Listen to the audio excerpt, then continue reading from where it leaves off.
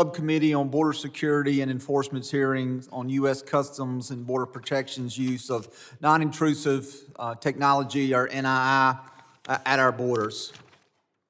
The committee will come to order. Without objection, the chair may declare the committee in recess at any point. Without objection, the gentleman from Rhode Island, Mr. Magaziner, will be permitted to sit on the dais and ask questions today. The purpose of this hearing is to examine U.S. Customs and Border Protection's non-intrusive inspection systems program, including its crucial role in detecting and preventing the entry of contraband into the country. Additionally, we'll discuss the challenges and roadblocks in the deployment of NII equipment as evidenced in the fall 2025 Government Accountability Office report that concluded the program must be strengthened to achieve congressional mandated scan rates. I now recognize myself for an opening statement. CBP's non-intrusive inspection equipment uses technology to locate concealed items such as drugs, weapons, or people in vehicles and cargo.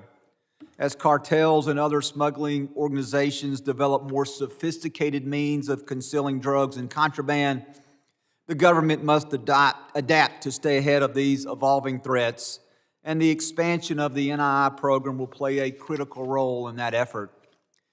CBP mans the front lines in our efforts to keep threats out of our country, and NII has been an integral tool for CBP's mission. NII enables CBP to detect and interdict contraband while minimizing the impact to the flow of lawful trade and travel at our borders. Pursuant to the Securing America's Port Act of 2021, CBP was tasked to develop a plan to reach a 100% high-through NII scan rate at land ports of entry by 2027. As of fiscal year 2024, CBP fell short of that goal, using NII to examine approximately only 8% of passenger vehicles and 27% of commercial vehicles. These low scan rates can be attributed partially to poor planning and mismanagement, from acquisition to installation and the deployment of the NII equipment. Reports from both the Department of Homeland Security Office of Inspector General and the Government Accountability Office have raised concerns with, 1, program management, and 2, future outlook. NII program leaders have assured oversight bodies that they have made changes to their structure, staffing, management, and standards to ensure scan rates reflect the amount of taxpayer dollars that the program has received. Ultimately, regardless of the prior shortcomings in the NII program, the capabilities NII affords to our frontline officers keeping our ports secure are invaluable. We must continue to invest responsibly in this technology, as we see that this technology has a proven track record in facilitating CBP's ability to protect and prevent smuggling into our country. Additionally, having just entered a year with record low illegal border crossings, CBP has the opportunity to invest resources in developing and the deployment of security measures along our border. Those measures include NII, which will further strengthen our national security. To aid in this effort, Congress provided a historic investment in the budget reconciliation bill to enhance and improve NII at our borders.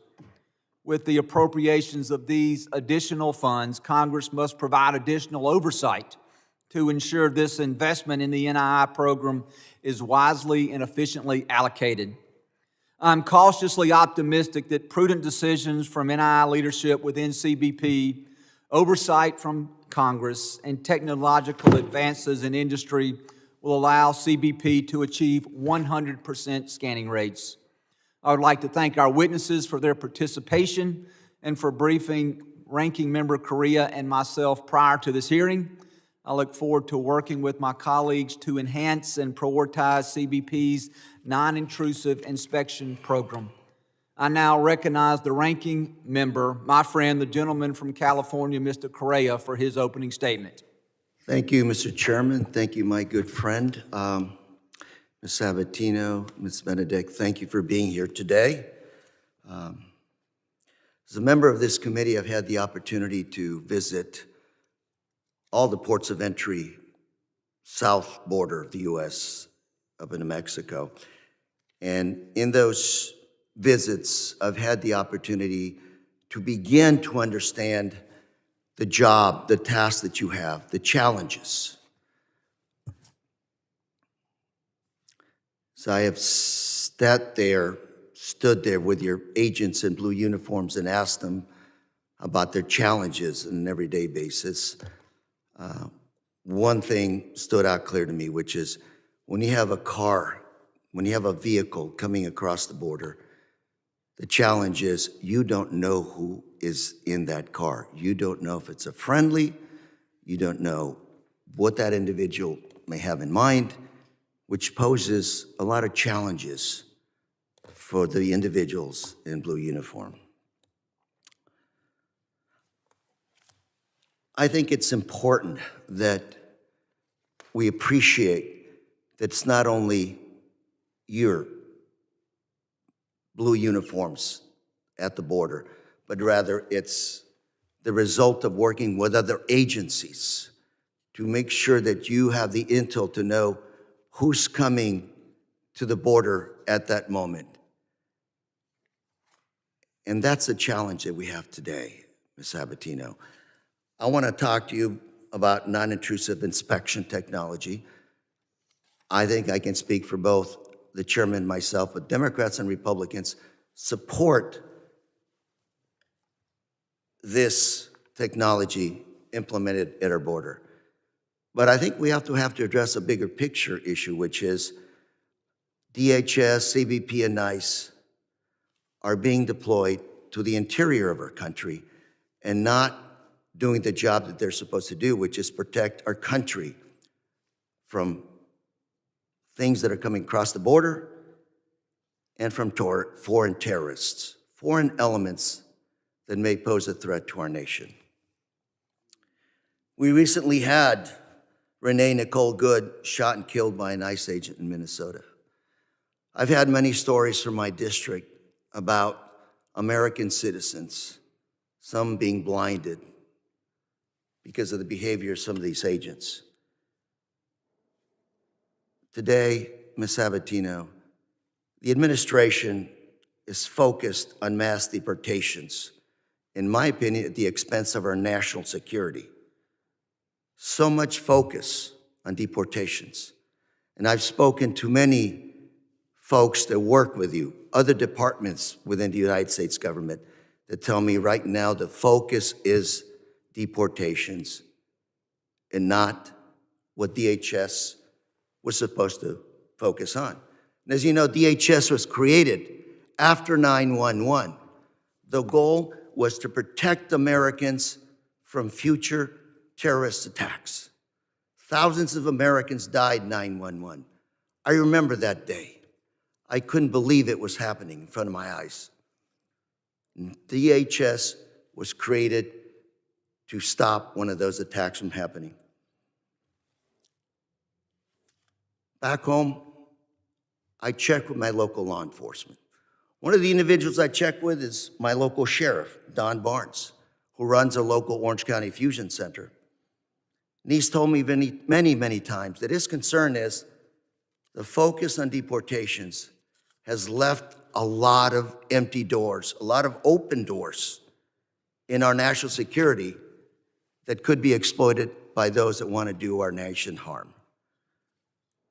Not only are we leaving doors open, so to speak, in our national security picture, a lot of those agents are now terrorizing our communities. Immigration agents going after not only immigrants, but American citizens now. Last night, I got another phone call from the district. Another challenge. This administration has essentially redirected thousands of agents from Homeland Security, from the mission of protecting our country, to deportations. Not only Homeland, but FBI, DEA, CBP, all are now converging on deportations. And as you know, the President of the United States promised that he would be going after the worst of the worst. That's not the case today. He's going after immigrants, hardworking immigrants, nannies, construction workers, anybody they can get their hands on. People that have essentially are providing valuable services and work to this great country. The administration is no longer arresting criminals. They are sadly arresting U.S. citizens. I see this on a daily basis. I have young people in my district asking me, should we carry a passport? I think the fact that they even have to ask me that question is a sad testament to the situation in our country. And some of those that actually carry the passport makes no difference. They've been apprehended, taken in to double, triple check their citizenship status.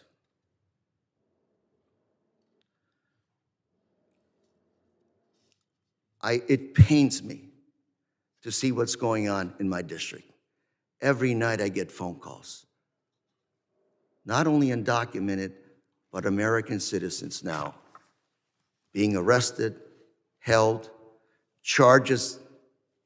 alleged charges dropped, but nonetheless, American citizens being held for a number of days in custody.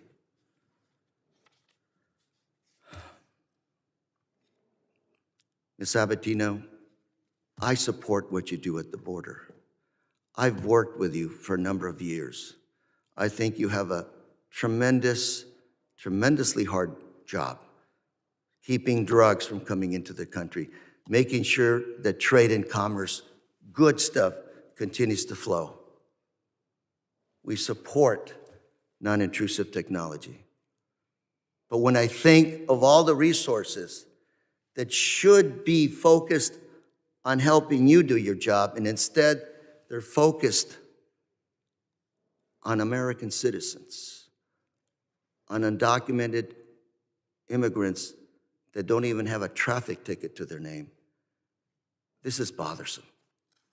As people back home who voted for President Trump tell me, this is not what we thought we were going to get. We voted for an individual that was supposed to deport criminals, not our neighbors that have lived among us for so many years. I'm hoping that as we move forward, this committee, my colleagues on the other side of the aisle, as well as we, do an investigation of what's really going on. Ms. Sabatino, you've been in uniform for 30 years plus.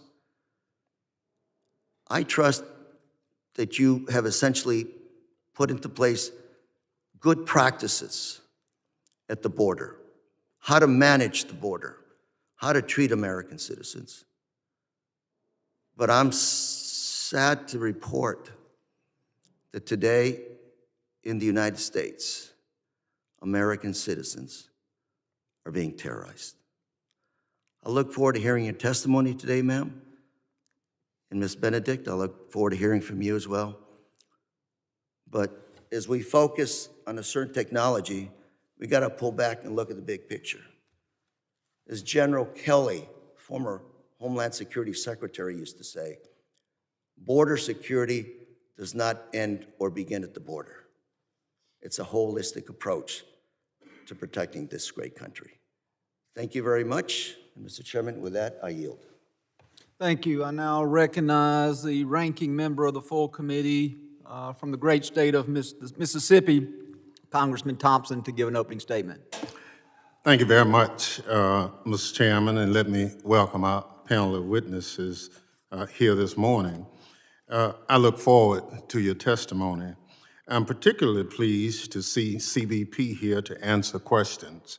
With the violent immigration enforcement activities occurring in communities, I expect members will have plenty of questions for you, Ms. Sabatino, today. I understand you oversee some of the officers participating in these activities. In fact, we have a photo of your officers participating in a raid in Massachusetts. The notice topic today is about non-intrusive inspection equipment. I want to be clear, I have long pushed for the full deployment of these scanners at our ports of entry to prevent dangerous drugs and other illicit goods from entering the country. There are real concerns with the acquisition and rollout of that equipment, and I'll continue to engage with CBP on that. We need to make sure taxpayers' dollars are invested effectively. However, right now, the American people are demanding answers about what is happening in our cities. They want to know what immigration agents are being instructed to do. We've all seen the horrific videos from Minnesota, Chicago, Los Angeles, New Orleans, and other areas. The Trump administration is occupying and terrorizing American communities in the name of immigration enforcement. That is what needs to be our focus today. I do not understand how my Republican colleagues can sit here and pretend it isn't happening. It's been 1 year since President Trump was sworn into office. It's clear that he, along with his corrupt crew, don't care about public safety or national security. President Trump and his administration have not made us safer or stronger as a nation. In fact, he's done the opposite. Just look at Minneapolis. I can't believe anyone could claim those violent actions are making the city safe. Most citizens there will probably tell you they've never felt more unsafe. Masked federal agents are roaming the streets, asking people of color for their papers to prove their citizenship, including young children in Minneapolis who are walking home alone just yesterday. And if they don't have them or don't respond quickly, they are violently arrested and whisked away to unknown locations. That same thing is happening to those who dare to film them, even though that is a protected activity. This is an assault on everyone's civil rights and civil liberties. And I still can't quite believe that my Republican colleagues who are appalled about wearing a mask during COVID are just fine being told that their constituents must carry their passports on them at all times. Because if an immigration officer can detain a citizen in Minneapolis who doesn't have their passport on them, they can just as easily detain any one of us in this room or any one of the people we are here representing. This is not okay. None of us should think of it as acceptable. Citizens and non-citizens alike are being harmed by this administration. We saw an ICE agent shoot and kill a mother of 3 in broad daylight. An immigration agent, including CBP, have shot at least 11 other people since the start of this Trump administration. In addition to the shootings, we've seen aggressive and violent tactics by ICE and CBP depicted in over-the-top action movies. A military-style raid in Chicago targeted residents in an apartment building in the middle of the night. Beyond the flashbang grenades and agents rappelling from helicopters, witnesses saw children in their underwear zip-tied together in vans. Other residents, including U.S. citizens and military veterans, were also zip-tied for hours. This is not what our country stands for. The American people are taking notice. They see the Trump administration and DHS is more focused on an anti-immigrant agenda than improving the lives of our citizens. And I heard the ranking member, Mr. Correa, in his passionate comments. As a person of color, I had to go through some things in Mississippi as a young black boy, and I thought those kinds of activities were past. But what I see occurring with people of color, black, brown, whatever, is not who we are as a country. I want law enforcement to follow the law. I now find out that you can just break into somebody's house now without a warrant. We are a better country than this. I was brought up to respect law enforcement, and I want law enforcement to do their job, but respect civil rights and civil liberties of anyone in this country. So I think we're at a juncture in this country that is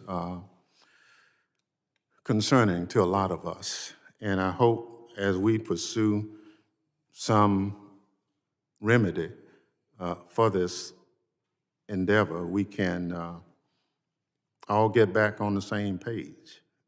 And with that, Mr. Chairman, I yield back. Thank you, Ranking Member Thompson. Other members of the committee are reminded that opening statements may be submitted for the record. I'm pleased to have a distinguished panel of witnesses before us today on this important topic. Pursuant to Committee Rule 8C, I would ask that our witnesses please rise and raise their right hand. Do you solemnly swear that the testimony you will give before the Committee on Homeland Security of the United States House of Representatives will be the truth, the whole truth, and nothing but the truth, so help you God? Thank you. Let the record reflect that the witnesses have answered in the affirmative, and please be seated. I would now like to take a moment to formally introduce our witnesses. First, Ms. Diane Sabatino serves as the Acting Executive Assistant Commissioner within the Field Office Operations at the U.S. Customs and Border Protection. We also have with us Ms. Hillary Benedict, who serves as the Director of the Science, Technology Assessments, and Analytics Director within the Government Accountability Office. I'd like to thank each of our witnesses for being here today. And Ms. Sabatino, I recognize you for 5 minutes to make an opening statement. Chairman Guest, Ranking Member Correa, Ranking Member Thompson, and members of the subcommittee, thank you for the opportunity to appear before you today to discuss how U.S. Customs and Border Protection uses non-intrusive inspection technology, or NII, to secure our nation's ports of entry while enforcing lawful trade and travel. I'm honored to represent the more than 35,000 men and women of CBP's Office of Field Operations, stationed at 328 ports of entry across the nation, with more than 800 men and women serving in 48 countries overseas. Our frontline personnel work tirelessly to protect the homeland, and on a typical day, they process more than 1 million travelers and enable $10 billion in imported goods. At the same time, they prevent the entry of inadmissible individuals, seize illicit drugs, intercept contraband, illuminate and deliver consequences to bad actors in the supply chain, prevent biological threats from harming our communities and natural resources, all while ensuring the efficient flow of lawful trade and travel. The Office of Field Operations plays a critical role in national security. Our nation's ports of entry are not only gateways for lawful commerce and travel, they are also prime targets for transnational criminal organizations and other bad actors seeking to exploit the immense volume of cross-border activity. In fiscal year 25, for example, 75% of illicit drugs seized by Customs and Border Protection at the southwest border were intercepted at ports of entry. NII is one of many tools that we use to secure our borders. It's complementary to intelligence, K-9 teams, and targeting systems, among many other, in support of our most valuable resource, which is our frontline personnel. All of these tools relieve administrative burdens from our personnel, enabling them to do what they do best, which is to determine intent and increase situational awareness. In fiscal year 2025 alone, CBP officers used NII systems to scan more than 17 million sea containers, rail cars, and vehicles. These inspections led to the interdiction of 110,000 pounds of narcotics, the seizure of 2.2 million in unreported U.S. currency, and the apprehension of 66 undeclared passengers. And while NII technology is a proven and powerful tool, deploying these systems is not without challenges. Constraints related to port infrastructure, real estate availability, and the need to avoid interference with other detection systems can be limiting as to where and how the systems are placed. To address these challenges, we're continually reevaluating port facilities, exploring opportunities for alternative placement of the systems, and prioritizing deployments in areas with the greatest operational impact. From the beginning of our NII deployments, we have deliberately gathered lessons learned and incorporated them into a long-term comprehensive resource strategy. This strategy strengthens acquisition planning, improves contract support, and ensures systems are deployed where they will deliver the greatest benefit to border security and trade enforcement. With the support of Congress, we've made significant progress in deploying and enhancing our NII capabilities. As of December 2nd, we had deployed 405 large-scale NII systems at air, sea, and land ports of entry, including 67 new systems added over the past 2 fiscal years. We're also enhancing our NII operations through the integration of artificial intelligence, which helps automate the analysis of the scanned images, reduces the time needed for manual image review, and allows us to focus our resources on the greatest risks. Looking ahead, we remain committed to expanding our NII capabilities. And with funding provided by Congress, we plan to deploy 38 additional systems by the end of this fiscal year. These drive-through systems will allow us to scan 40% of privately owned vehicles and up to 70% of commercial vehicles at the southwest border land ports of entry, significantly enhancing our ability to detect and interdict threats. And as I mentioned earlier, NII is one of the critical components of CBP's broader multi-layered border security strategy.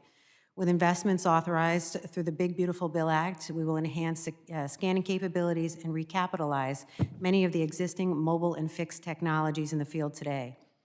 Our continued approach prioritizes the indispensable expertise of our frontline personnel, including officers, skilled trade specialists, and agriculture specialists, and integrates all of the specialized tools and capabilities available to us. Through the combined use of advanced technology, K-9 teams, skilled personnel, as well as strong partnerships with federal, state, and international stakeholders, CBP maintains a comprehensive and agile security posture. This integrated approach not only enhances our ability to address evolving and emerging security threats, but also supports the efficient movement of lawful trade and travel across our borders. Thank you for your continued support of CBP's mission, and I look forward to your questions. Thank you, Ms. Sabatino. I now recognize Ms. Benedict for 5 minutes to summarize her opening statement. Thank you, Chairman Guest, Ranking Member Correa, Ranking Member Thompson, and members of the subcommittee. Thank you for this opportunity to talk about CBP's non-intrusive inspection systems. My statement is based on GAO's report on the topic issued in September 2025. CBP has received more than $2 billion to deploy non-intrusive inspection systems at land ports of entry. These systems generally use X-rays to scan vehicles. Officers review the images from these scans to identify anomalies and indicate the presence of contraband. In 2021, the Securing America's Ports Act directed CBP to develop a plan to scan 100% of commercial and passenger vehicles and rail containers by 2027 using these systems. CBP has made progress in deploying systems in pre-primary inspection areas. For example, CBP determined it needed a total of 434 systems and procured 153 systems for these areas. 52 were operational at the time of our review. CBP's deployment of these systems has increased its rate of scanning passenger and commercial vehicles at the southwest border. Specifically, scanning rates for passenger vehicles have increased from 2% in 2020 to 8% in 2024 for passenger vehicles. For commercial vehicles, scanning increased from 16% to 27% during this time. However, 3 issues have prevented CBP from meeting the requirement to scan 100% of commercial and passenger vehicles and rail containers by 2027. The first issue is planning. CBP's scanning plan does not include all land ports of entry. Specifically, the plan does not include 9 southwest border crossings. These 9 crossings together account for 40% of passenger vehicle crossings at the southwest border and include 3 of the biggest border crossings, San Ysidro, Otay Mesa, and Nogales. CBP officials said these sites are not included in the current plans because they are still determining how to overcome space issues at these sites. In our September 2025 report, we recommended that CBP determine how to include systems at all border crossings in its deployment plans. CBP agreed with our recommendation and plans to implement it by the end of fiscal year 2028. The second issue that has prevented CBP from meeting the scanning requirement is cost. CBP developed cost estimates for deploying systems, but costs have exceeded those estimates. These cost increases are due to a variety of factors, such as not accounting for all deployment costs in the original estimates and unique construction challenges at each site. CBP officials said they have received the funding they needed to deploy the systems they have procured to date. However, CBP will need additional funding to meet the 100% scanning requirement because CBP needs to procure additional systems to achieve its current plans, and the estimate does not include systems at the 9 border crossings that are not included in CBP's plans. The third issue that has prevented CBP from meeting the scanning requirement is the schedule. Deployment of non-intrusive inspection systems has taken longer than expected. At the time of our review, CBP planned to complete deployment of the systems it had procured for passenger and commercial vehicles by the end of 2026 and for rail containers by the end of 2029. However, it will take longer to achieve the 100% scanning requirement because the schedule does not include the systems CBP has not yet procured or the systems needed for the 9 biggest crossings that are not included in CBP's plan. CBP officials told us that various factors have caused schedule delays. For example, major upgrades were needed at some sites, vendors have been slow to resolve deployment issues, and site conditions, such as interference with scanning systems, have required additional time to resolve. During our review, CBP officials told us they were aware of these issues and were working to resolve them. It will be important for CBP to continue to address these issues as it deploys and operates additional systems. Moving forward, GAO will monitor CBP's implementation of the recommendations we made in our September 2025 report. We believe that addressing our recommendations would strengthen CBP's management of its non-intrusive inspection systems and its interdiction efforts to help achieve its mission. This concludes my statement. I'm happy to answer any questions. Thank you. I would now recognize myself for 5 minutes to ask questions. Questions will be asked by order of seniority. As I mentioned earlier to each of our witnesses, we will have to break shortly as votes have been called, but I do believe that we have an opportunity. Would you like to go ahead and break now, Mr. Ranking Member? Let's keep it going. All right, we're going to get through maybe the first questions by myself and the Ranking Member, and then we will break for us to vote and return quickly. So I will begin. Ms. Sabatino, I know we had a chance to meet and visit, and you do a great job of setting forth in your written testimony the importance of what we're here for today. You talk about 55 tons of narcotics being seized, that 75% of all narcotics that are seized at ports of entry. And so you make a very compelling case for the importance of this technology. I'll tell you that as a former prosecutor, I've seen firsthand the impact that this type of technology has on us being able to stop the flow of illegal drugs. I know that this makes our border more secure and our agents more effective.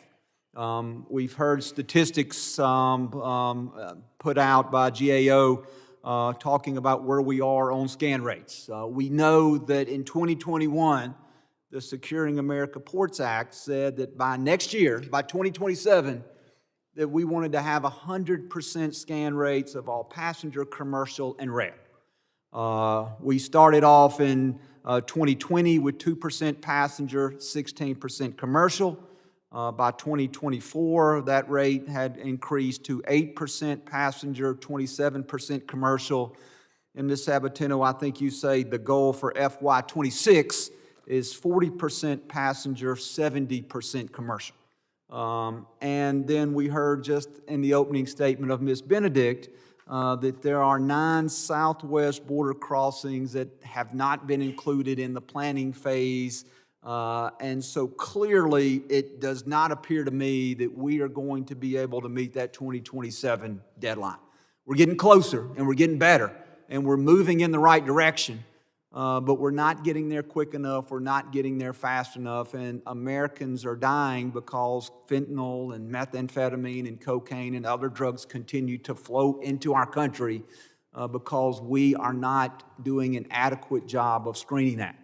And so I understand, Ms. Sabatino, when we've met, that there are, at certain border crossings, there are infrastructure issues that we're having to deal with. There are interference issues where we've got different types of scanners looking for different things, and sometimes those scanners interfere with one another. But I also know that there's different types of non-intrusive inspection technology. There's the fixed permanent sites, which do have to have infrastructure. There's mobile scanning technology. There's handheld scanning technology. And so I want to make sure that we are including, when we talk about this inspection technology, that we're not just focused on the fixed technology, which is great and which we want to have in every port, but we know that some of the ports weren't designed for this type of equipment. And I do believe that the mobile and handheld will at least provide us some sort of scanning capabilities as we are working toward that 100% scan rate that Congress instructed DHS to get to. And so my question to both of you, and I've got about a minute and a half, is how do we get there and how quickly can we get there? And what do you need from Congress other than money? And we have funded this technology. I think we will continue to fund this technology. This is a bipartisan issue. We can argue about other things in the DHS arena, but I don't think there's anybody that's going to question either of you here today that are going to say that we don't need to continue to make this investment. So what do you need from us to make sure that we can get to the 100% scan rate as quickly as possible? Ms. Sabatino, I'll start with you, and if there's any time left, Ms. Benedict, I'll let you have the remainder of that time. Thank you for the question, Congressman. I certainly would say that continued accountability and holding us accountable for meeting those goals is critical for us to get there with the deployments. I think continuing to support our work with the vendors to identify additional or enhanced or emerging technology. We're very optimistic about some tests that are going on now, working with the Department of Homeland Security Science and Technology Office to address the radiation portal monitor interference at a place like San Ysidro. That would significantly increase the scan rates, being the largest border crossing for vehicles on the southwest border. I think certainly continuing to engage with us, with our needs with respect to addressing the civil works and funding, and very much appreciate the funding that was available to us in the One Big Beautiful Bill Act. Ms. Benedict, I know I'm almost over time, but I want to give you a real brief opportunity to answer as well, and then I will turn the questioning over to Mr. Correa. Absolutely. I think a good first step will be CBP including those 9 border crossings that are not currently in their plans, and how they plan to address the non-intrusive inspection systems of those sites. Ms. Sabatino and I have talked, and it sounds like that's in progress, and we look forward to seeing their progress on that as we follow up on our recommendations, and I look forward to working with you and your committee staff on the updates to our recommendations. Again, thank y'all both for being here. Thank you for what you do. We want you to be successful. At this time, I recognize the ranking member for his 5 minutes of questioning. Thank you, Mr. Chairman, and let me follow up the witnesses on the chairman's line of thought questioning. The thought that San Ysidro, one of the 9 ports that's not even being looked at in the plan, biggest probably border crossing in the world, massive. We've got fentanyl coming into this country, lives being lost. You can't get this technology out there. Ms. Benedict, you talked about cost. Big Beautiful Bill has $170 billion, massive investment in this part of our government. Want to work with you to make sure that these non-intrusive technology, these marvels of technology, are put into place as quickly as possible. Ms. Sabatino, I'm concerned because the technology is still not implemented, yet it's my understanding that currently you've essentially reassigned or been asked to reassign some of your personnel from the border for ICE deportation enforcement in the interior of the United States. Is that correct? We have assigned personnel to surge operations. That's not new or unique for us. Yet, we continue to have this issue at the border. Okay, it's not unique to you, but I believe every agency at the federal level is reassigning the personnel for deportations away from their stated purpose. Is this correct?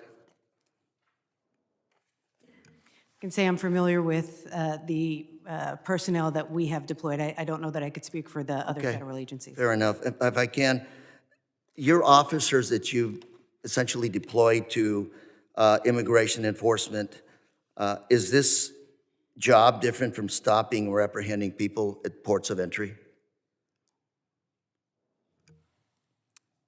Again, when it comes to surging law enforcement support to our federal, state, or local partners, that is something that we plan for periods of time.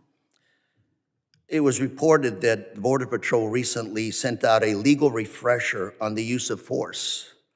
Have you sent out something similar to your officers?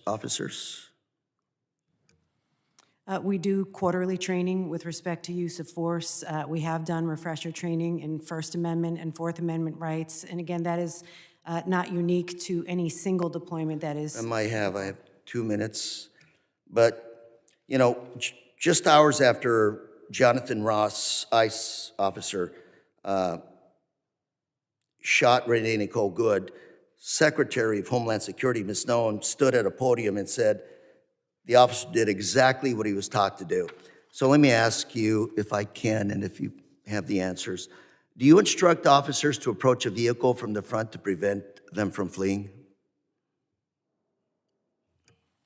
While I am familiar with the incident itself, I'm not familiar with exactly what happened and didn't really assess videos of that. But in general, would you instruct your officers to approach a vehicle from the front to prevent it from fleeing? The direction that officers are trained in is to approach in as safe a manner as possible. Do you authorize officers to shoot at fleeing vehicles if they're not immediately in harm's way? And in our use of force training, it is related to the threat that the individual themselves face or to the public. Ms. Sabatino, within the refresher, it states that passive resistance alone is not conduct under 18 U.S.C. Section 111 to constitute federal crime, as long as there's no assault, resisting arrest, or impeding federal officers from doing their job. The Border Patrol, in their refresher course, stated that it is not a violation of Section 18.111. Non-compliance, refusal to cooperate with an officer's commands, disobeying commands without fighting back, and taking photographs or videotapes of an officer operating in public, again, does not constitute a crime. Have you sent out a similar refresher instructions to your officers? Again, with respect to the use of force, it is something we do recurring training on. But would you agree then that taking a photo, videotaping a person standing on the sidelines as situations are developing is not a violation of the law? Again, our officers are trained to identify threats and take in the totality of circumstances, when it comes to threats to themselves or the public. Thank you, Ms. Sabatino. I'm out of time, but I will ask you these questions again in writing, and I hope we can get clearer answers. Thank you very much, Mr. Chair.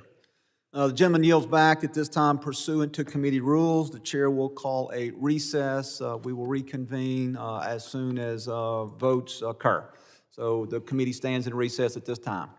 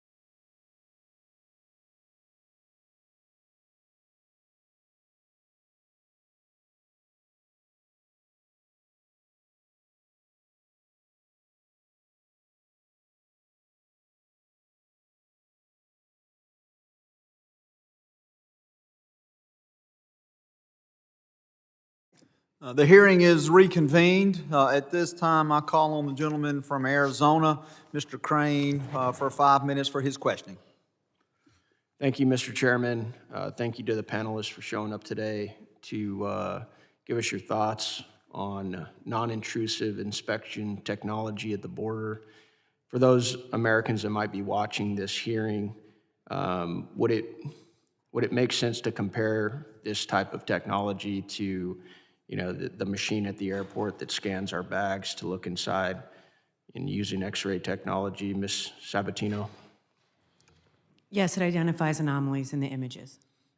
We recently went down to the border as a part of this this committee, and I got to see some of the technology in action. It's pretty amazing that this technology is being deployed. Obviously, it's not going nearly as quick as we want it to. I believe you said you had over 400 units deployed around the country. Is that correct? 405 units deployed, both mobile and fixed. And Ms. Benedict from GAO said that a part of your plan, there were 9 major ports of entry that this technology is not in your plans to deploy this technology to. Is that correct? The technology that's been procured, but we are actively working on plans to identify technology with vendors for beating kind of the physical constraints and the RPM interference in locations where we don't currently have technology deployed. One thing that I found a little disturbing when looking through the committee prep for this hearing today was that the DHSIG put out a report saying that a lot of the equipment, I think $96 million worth of equipment, was sitting in storage containers. Can you unpack that for us, Ms. Sabatino, and what the issue there is? Well, as of today, we currently have 89 systems that are operational of the technology that was procured. We have 24 systems under construction and 44 in active planning. With respect to the systems that are in storage, 11 of them are high-energy rail systems. We currently have NII technology at the sites. Currently, these would be replacing with new technology. For the 29 other pieces of technology, that there are MEPs and LEPs. 2 sites specifically make up 15 of those that are in storage. They've been in storage about a year. In March and May of this year, it's 9, I believe, to Calexico and 6 to San Luis. Following the construction, they'll be deployed, which will shrink the number that's currently in storage. So it's not that those units that were delivered aren't working, you're just working at implementing the deployment of them, is that correct? Yes. And for these sites that don't have the capacity at this time to accommodate these units, are you guys using portable and handheld technology at those entry points? We do have some type of NII system available at all our land ports of entry, and that ranges from mobile technology to handheld technology. How many vendors are you working with to accomplish the goal of 100% of all vehicles coming through ports of entry being scanned? We deal with different vendors all the time. I'd say there's between 4 and 5 that we're regularly in communication with for the specific types of technology that we're looking at. Have you found any of the vendors to be superior in the product they deliver? I think all have benefits to the types of technology, and it really is unique to the type of deployment that we're doing and the distinctions between mobile or fixed or the handheld. Which systems are more susceptible to have malfunction and breakdown? Number of reasons for outages, but the primary one is the age of the equipment and the availability of parts, and that's where the funding for the recapitalization from the One Big Beautiful Bill Act is going to be prioritized. We've obviously talked today in this hearing about what the percentage is that we're currently hitting on pedestrian and commercial vehicles that are actually being scanned at the port of entry. Do you believe you'll be able to hit the goals that you guys have laid out? So we have increased the scan rates already to 13% for passenger vehicles and 37% for commercial vehicles. And the goal in 2026 is to have it at 40% for POVs and 70% for commercial vehicles. But we are very, welcome to continue keeping you updated as these deployments roll out, and certainly let you know of any roadblocks or challenges that we hit that would prevent us from achieving that goal. Thank you. I yield back. Gentleman yields back. The chair recognizes the gentleman from Texas, Mr. Green, for 5 minutes. Thank you, Mr. Chairman. I thank the ranking member as well. Thank the witnesses for appearing today. And Ms. Sabatino, I'd like to ask you a few questions, if I may, please.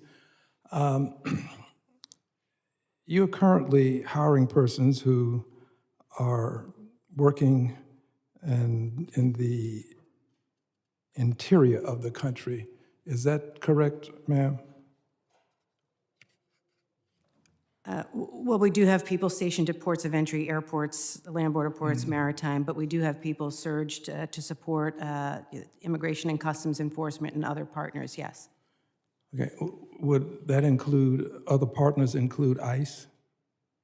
Yes. So you have persons who are actually in the field and they are with ICE when they are raiding, well, let's not use that term, excuse me, when they are making arrests. We support in a number of ways. We do. But is making arrests one of the ways? Yes. Okay, thank you. And these persons who are doing this, have they been trained to the same extent that the ICE officers have been trained? I'm not personally familiar with the ICE training. I imagine it's comparable, but we do recurring use of force training for all of our armed law enforcement officers. Well, if I told you that someone associated with Antifa is working with these ICE officers who happens to be someone associated with your area, would that concern you? If I had more context, like working with, like employed by. Let's take the example of a prosecutor in Dallas, Texas, who had some affiliation with persons who are known to be dastards.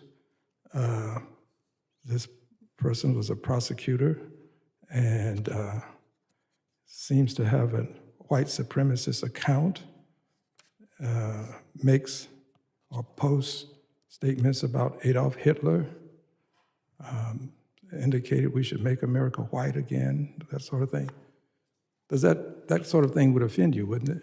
If you knew that some of your officers were doing something like that? Well, we would certainly investigate any allegations. Good. And the best way to deal with this kind of circumstance is to prevent it from ever happening. You wouldn't want a person who's doing these kinds of things within your ranks, right? If the person is actually doing it. I think it's important to ensure that we I know believe who your we're answer hiring. would be yes or no, and anything less than a yes, I would assume is no.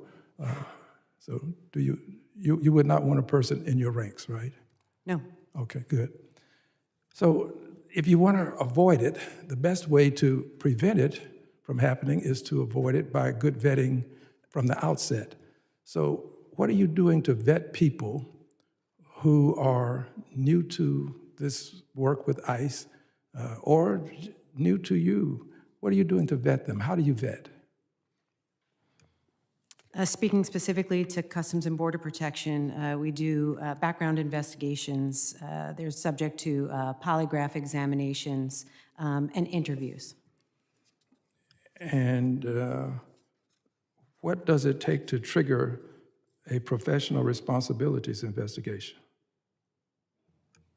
I would have to defer you to our Office of Professional Responsibilities on how they triage allegations that are made, but investigations could be conducted by the Inspector General, by OPR, or by local management. But again, the nature of the allegation would determine that.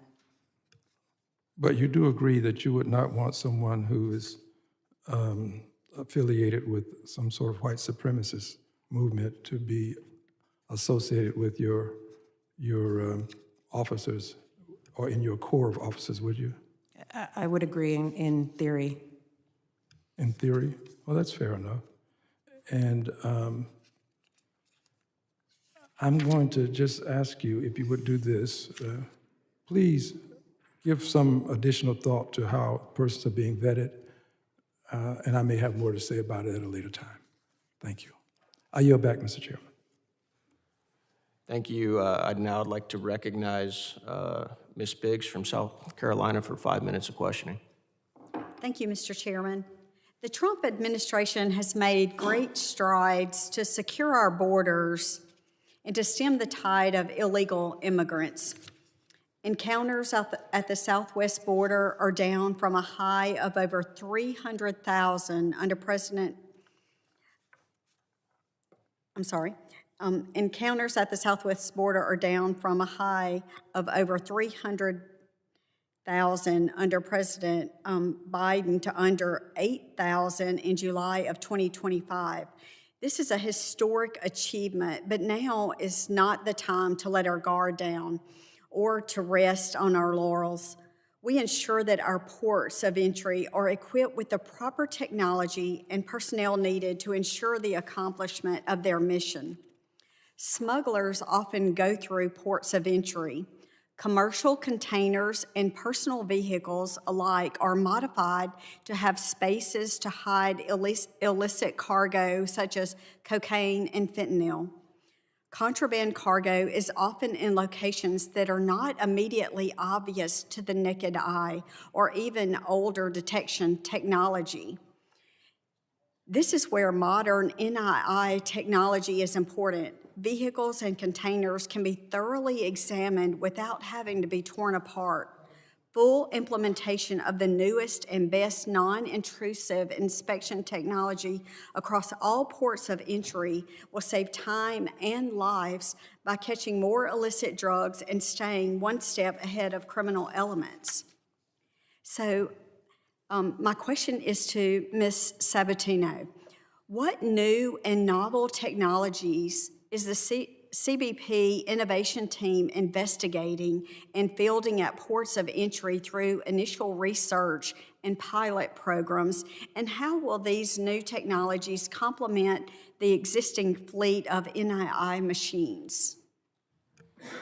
No, thank you for the question. There's a number of emerging technologies that we were looking at. I think certainly in complement to the image scans, the artificial intelligence, machine learning that's going to help identify anomalies. We have a number of algorithms deployed along the southwest border today that are in training that we hope will be able to actually peel back resources as the NII, the algorithms will help officers streamline identifying those anomalies. I think in terms of other technology in our mail and express consignment facilities, leveraging CT scanners complemented by artificial intelligence, machine learning to help our officers, again, increase efficiency in the work that they do. Looking at millimeter and through-wave technology and working with vendors to help kind of build their repository because frankly, we have the types of substances to help them identify and build the information kind of database. Okay, great, thank you. How can current and future implementations of NII technology be improved and streamlined to ensure that our borders remain secure in an evolving threat environment? Certainly with the deployment of the pre-primary technology, which is the technology that has experienced delays and challenges in moving out because of the interference, we have a number of lessons learned, including contracting an engineering firm to assist with those initial site surveys that frankly, when they were first done, were not substantive enough and didn't address some really critical engineering issues, including like ground penetration with radar.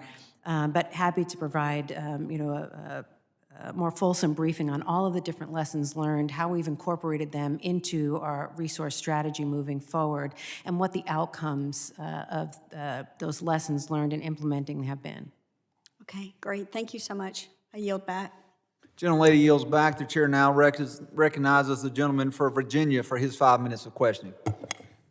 Thank you, Mr. Chairman. I want to thank you and Ranking Member Correa for convening today's hearing and our witnesses for joining us. Last week, I and 27 other members of the House visited Minnesota, and we saw firsthand the negative impacts of the mass deportation, the mass destruction machine that the Trump administration has assembled. American citizens and our law-abiding immigrant neighbors are terrified. Businesses and schools in Minnesota are closed. American citizens, again, are staying home because they don't want to be the next person pulled through the streets, put in a chokehold, or, God forbid, fatally shot by a federal agent, maybe ICE, maybe CBP, dressed and armed as if they're in a war zone. Reported this week that local law enforcement leaders in St. Paul and Minnesota have shared that their officers, off-duty officers, have been stopped and detained and harassed by ICE. The masked and in many cases minimally trained officers have dragged pregnant mothers, pepper-sprayed children, placed their knees on the necks of American citizens. And recently, they detained a 5-year-old, and then used that 5-year-old. You might not be able to see it. This is him. This is Liam Ramos, 5 years old. Detained him, used him as bait to lure his family members out of their home. Then they shipped him to a detention facility 1,000 miles away, 5 years old. In city after city, CBP Commander Greg Bovino has strutted around spreading terror. LA, Chicago, Charlotte, New Orleans, Minneapolis. This Congress must take immediate action to rein in the outrageous abuses we're seeing by ICE and CBP officers. We need to end the masking, end the secret police, require use of force standards and enforce them, and withdraw the thousands of federal agents from Minnesota. And Secretary Noem and the leadership of these agencies must be held accountable for the egregious abuses that we've seen. Ms. Sabatino, I have a 5-year-old. I dropped them off at preschool this morning. I won't ask you if you have children. It's not my business, not the committee's business. You have had an honorable career in law enforcement. You're highly trained. You've been a leader in your field. I just want to ask you a simple question. Were you ever trained to use a 5-year-old in a law enforcement operation in the way that Liam Ramos was used? Were you ever trained to use a 5-year-old as bait to get his family members to open the door? Were you trained to do that, and would you countenance one of your officers doing that? I'm not familiar with that case. I'm not asking you about this situation. I'm saying, were you trained, and would you allow a child to be used in a law enforcement operation? Would you allow your officers to do it? I'm not familiar with that case. It's not part of our training. What would you do if one of your officers at a port of entry perhaps did that? Used a 5-year-old to get their parents or a family member to open their car door? What would you do to one of those officers if they used a child in a law enforcement operation like that? Any allegation of unprofessional behavior or use of force would be investigated by the appropriate third party. Okay. I yield back, Mr. Chairman. The gentleman yields back. At this point, we would like to do a second round of questioning, but after consulting with Mr. Correa, we'd like to do a lightning round. So not 5 minutes of questioning, but 3. So we'd like for all members to have an additional 3 minutes to ask questions. If there are other members who have not come in, they will also be included in the queue, but would like to explore this just a little bit further. So if we could set the clock at 3 minutes. And so, Ms. Sabatino, my question will just be, we've heard testimony that there will be, at least at certain ports of entry, there will be some period of time before we're able to get fixed permanent scanners there at those locations. And we know that there's infrastructure issues, there's interference issues.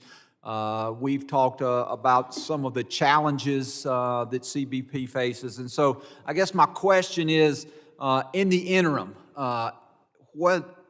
what is the plan? What is the possibility, again, to use mobile scanners, handheld scanners, so that we will have coverage at those ports of entry? And again, the coverage may not be to the same level. We may not be able to screen as many vehicles as we would like. But is there a plan within CBP to use those handheld scanners, those mobile scanners, to supplement some of the deficiencies that we may see, particularly at the 9 ports of entry that Ms. Benedict has made us aware of? Yes, we're going to continue to use all of the technology that's available to us, as well as additional technology that we'll be procuring with funding from the One Big Beautiful Bill Act. And that's in complement to also our canine assets, our targeting models, and the intelligence available to us. Yeah, and I do want to say, look, you've got some incredible men and women who work at the ports of entry. They do a great job of identifying individuals for secondary screening. Y'all do an amazing job of stopping a large number of narcotics that come across. But we want to make sure through the use of artificial intelligence, through the use of technology, that we are making those agents more efficient, more effective, and that we're doing everything that we can on behalf of the American public to stop the flow of drugs coming into the country. So please, when you return, please tell the men and women that you serve with that we have great respect for the work that they do, and we thank them for their commitment and dedication to serving this great nation. With that, I would yield 3 minutes to the ranking member, Mr. Correa. Thank you again, Ms. Sabatino and Ms. Benedict. Thank you for being here today. Let me say that I know San Ysidro quite well. I've traveled that place. I've been with you, with your officers. 60 to 70% of all the fentanyl coming into the United States goes through San Ysidro. Yet, we're not scheduled to put any of these high-tech scanners there. Not scheduled to even begin to plan to put them there. So it becomes extra critical to have the personnel there. Ms. Sabatino, I kind of asked you, are you fully staffed? I'll ask it again. Are you fully staffed?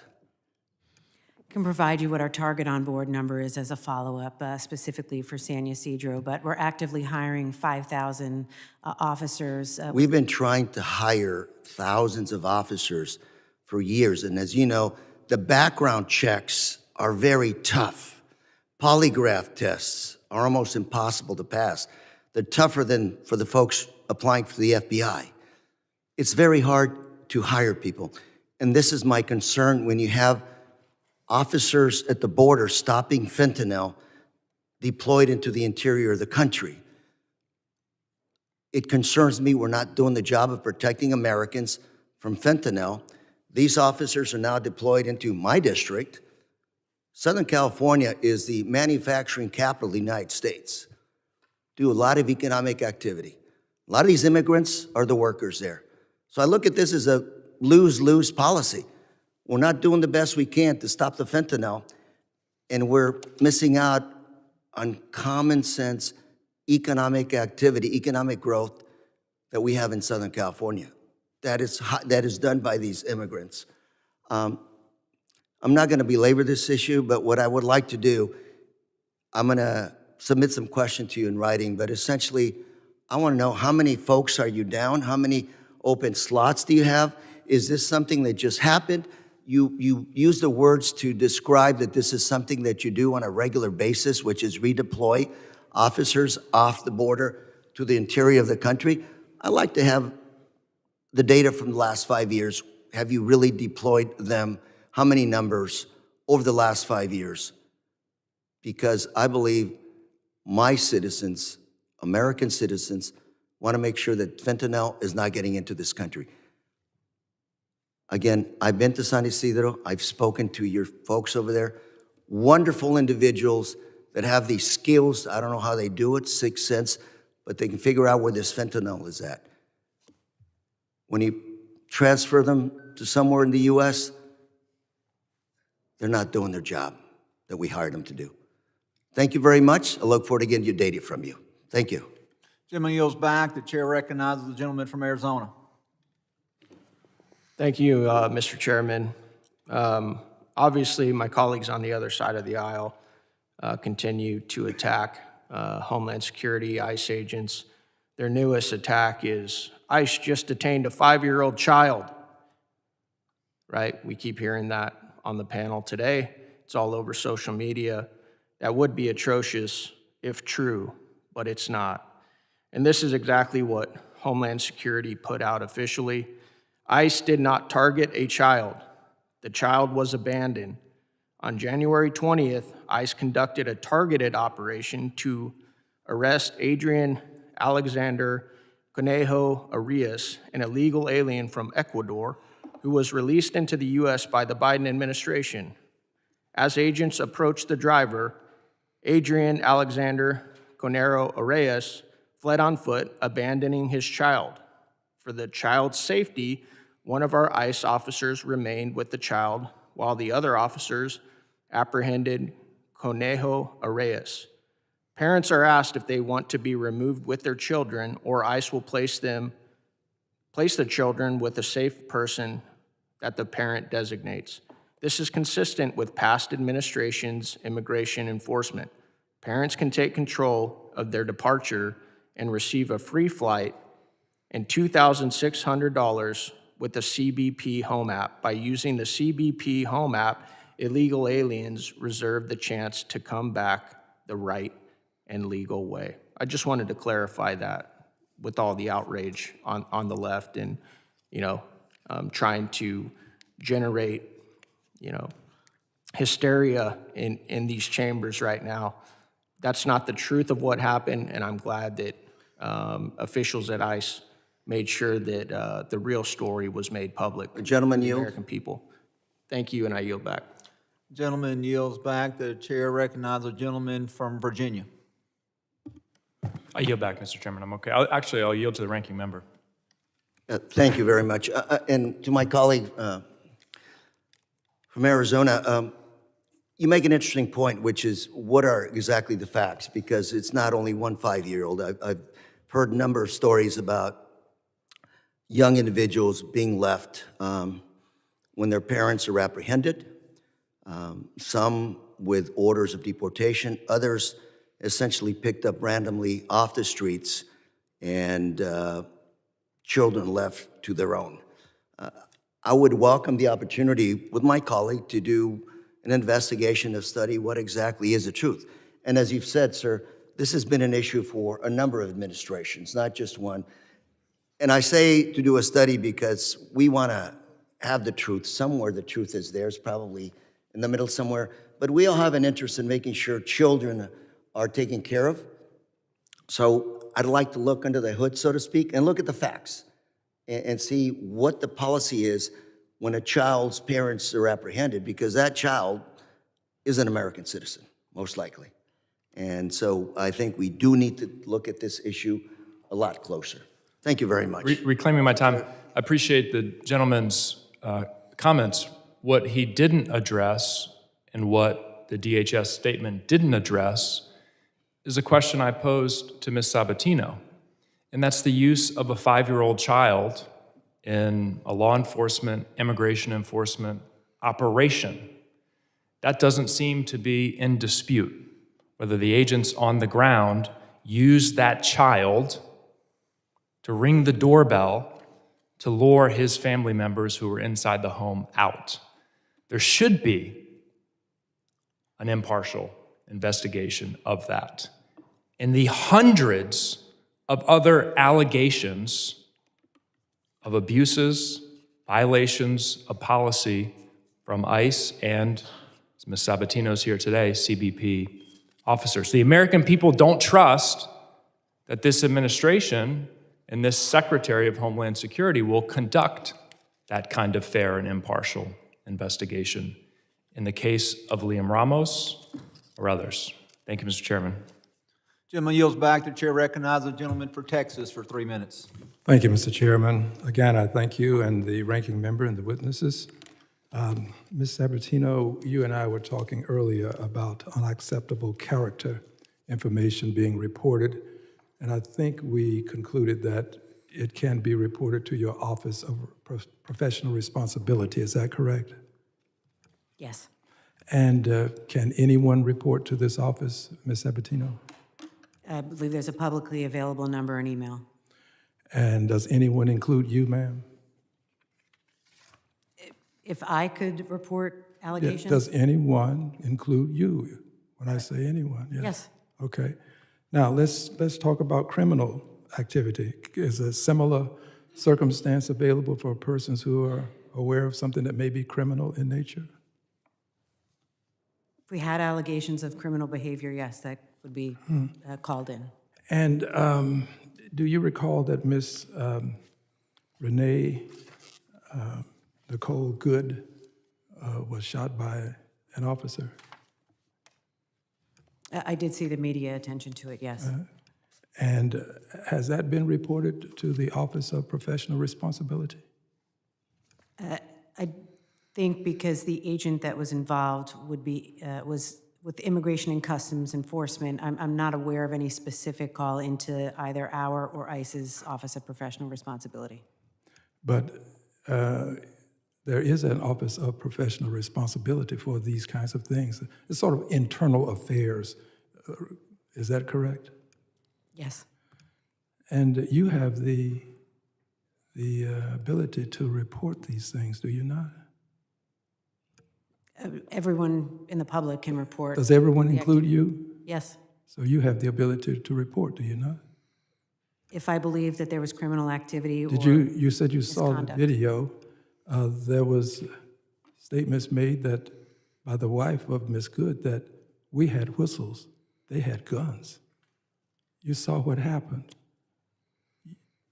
You can report this as something that should be investigated by the Office of Professional Responsibility, can't you? I don't think it would be appropriate for me as I was not there and I saw clips of videos on the news. Excuse me. The question is, if you wanted to, you could, couldn't you? Anyone who believes that there's criminal. Are you a part of the anyone? Yes. So you can report it. How can you, ma'am, see what happened on that video and not report it to the Office of Professional Responsibility? Just ask them to look into it. This woman lost her life. And no investigation is said to be taking place, and you won't report it to the Office of Professional Responsibility. Gentleman's time has expired. I yield back. Thank you. I'd like to thank the witnesses for being here today, and I'd like to thank the members for their participation in this hearing. Members of the subcommittee may have additional questions for the witnesses, and we would ask the witnesses to respond in writing pursuant to Committee Rule 7E. This hearing and the record for this hearing will be held open for 10 days. Without objection, the subcommittee stands adjourned. Thank you.